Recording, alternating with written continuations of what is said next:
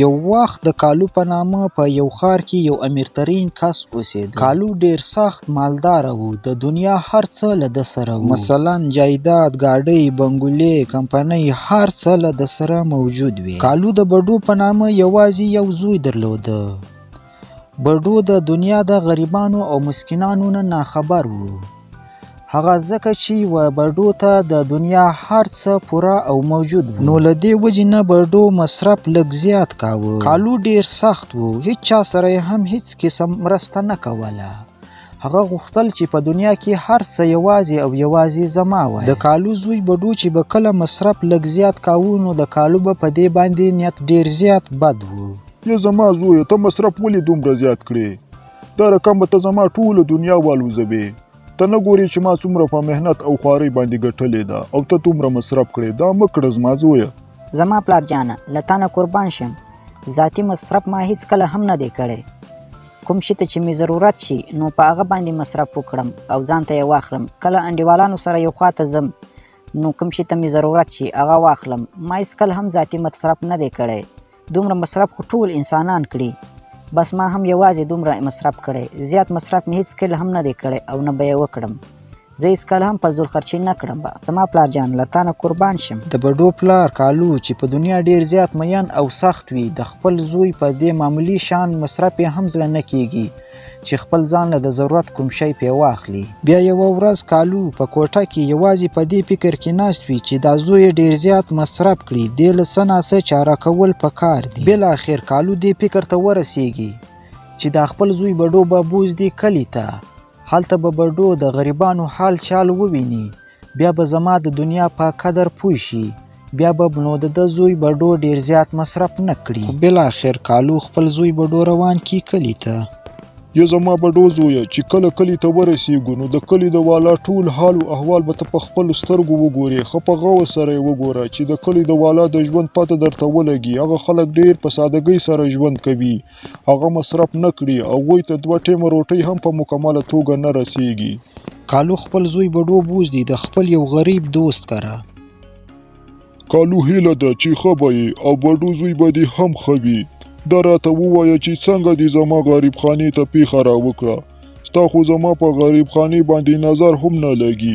بیا دې څنګه زما غریب خانې ته پیښه راوکړه دا ووایه کالو. یا زما ګران دوست کلامه کا ډیر وخت نه مې په زړه کې و چې کلي ته ولاړ شم خو بس کارونه مې زیات ول. ډیر زیات مصروف وم ځکه نه شوم راتلی. نن مې په ښه اراده وکړه. خپل زوی بډو مې هم را روان کړو او زه هم راغلم کلي ته چې لږ طبیعت هم برابر کړم او تا هم ووینم. خبرې اترې در سره وکړم او د کلي ماحول هم په مونږ ووینې او بډو زوی به هم په کلي کې وګرځوي چې ټول کلي حال او چال ورته معلوم شي چې د کلي ژوند څه رقم وي او خلک څه رقم ژوند تیروي. دا ټول به په وګورې زما ګران دوست کلامه که.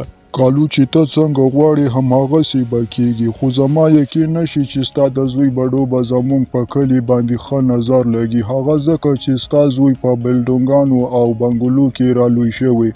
زموږ په کلي کې داسې کوم شی نشته چې ستا زوی ورته حیران شي یا ورته خوشحال شي. زموږ په کلي کې سپیرې خاورې دي او سپیره د خټو کورونه دي. زما بالکل یقین نشي چې ستا زوی بډو دې ورته خوشحال شي یا دې ورته حیران شي. نه اکا زه داسې نه یم لکه کوم چې مې تاسې ګڼئ. زما پلار همیش ماته وایي چې ته ذاتي مصرف کوې. زه هیڅ کله هم د ضرورت نه زیات مصرف نه کوم. بس یوازې د ضرورت مصرف کوم. اکا ته چې کله ستاسو په کلي کې ماته چکر راکړې نو ستاسو د کلي دا چکر به ماته یو یادګار وي. زما د کلي چکر ډیر زیات خوښیږي. ښه بچیه چې ته غواړې زموږ په کلي کې چکر ولګوې نو زه به ستا د زړه د ارمان ضرور در پوره کړم که د الله خوښوي. درځئ چې 3 واړه ځو زموږ په کلي کې چکر ولګوو چې هر څه در باندې وګورم. د کلي ماحول هم در باندې وګورم. د کلي ساده ماحول در باندې وګورم. هر څه در باندې وګورم. درځئ چې 3 واړه ځو چکر ولګوو په کلي کې. شابه ولاړ شي. بیا کلمه کا کالو او د هغه زوی بډو واړه روان کی په کلي کې ښه مزدار چکر ورکړي. د کلي کوڅې، د کلي ساده خلک، د کلي ساده ماحول، د کلي شاوخوا ته ډنډونه، هر څه ورباندې ښه وګوري.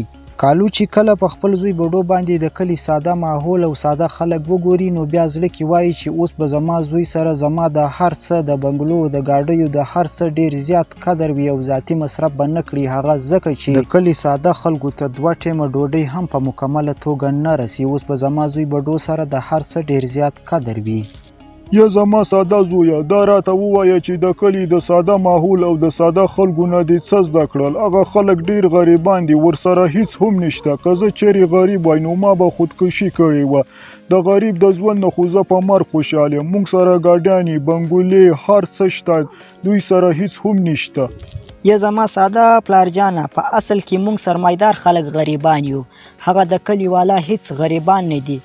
مونږ سره یو سپی وي، هغوی سره 2-3 سپیان وي. مونږ سره لوی لوی بلډینګونه وي او لوی لوی دیوالونه وي. هغوی سره ټوله دنیا ده چې څومره د سترګو نظر رسي نو هغومره دوی ته دنیا پراخه پرته وي. مونږ سره یوازې بلفان دي، هغوی سره ستوري او سپوږمۍ ده. زمونږ بنګله کې یو کوچنی تالاب دی، هغوی سره خوا کې لوی لوی ډنډونه دي. مونږ سره یوازې پلنګونه او صوفې وي، هغوی سره ټوله مځکه پراخه پرته وي چې چېرې هم وغواړي هلته کېناستلی شي. زما ساده پلارجانه، په اصل کې مونږ غریبان یو، هغه خلک هیڅ غریبان نه دي. کالو چې کله د خپل زوی بډو د ښې خبرې واوري نو بالکل په سوچ او فکر کې ولاړ شي چې زما زوی واقعا هم د عقل خبرې وکړي. یاره کالو ته ګوره، زما زوی بډو څومره د عقل خبرې وکړي. واقعا هم په اصل کې مونږ غریبان یو او د کلي ساده باده خلک هیڅ غریبان نه دي. زما خوږ دوسته، له دې کیسې څخه ما او تا ته کوم سبق میلاویږي دا به ته ماته په کمنټ سیکشن کې ولیکې. خوږو دوستانو، زموږ چینل در سره لازمان سبسکرایب کړئ، هغه ځکه چې موږ هره ورځ کوشش کوو چې تاسو ته دا رقم خوږې او ښې کیسې راوړو. اوس نو راکئ موږ ته تر بلې کیسې راوړلو پورې اجازت. د لوی الله په امان، د خپل ځان ډیر زیات خیال ساتئ.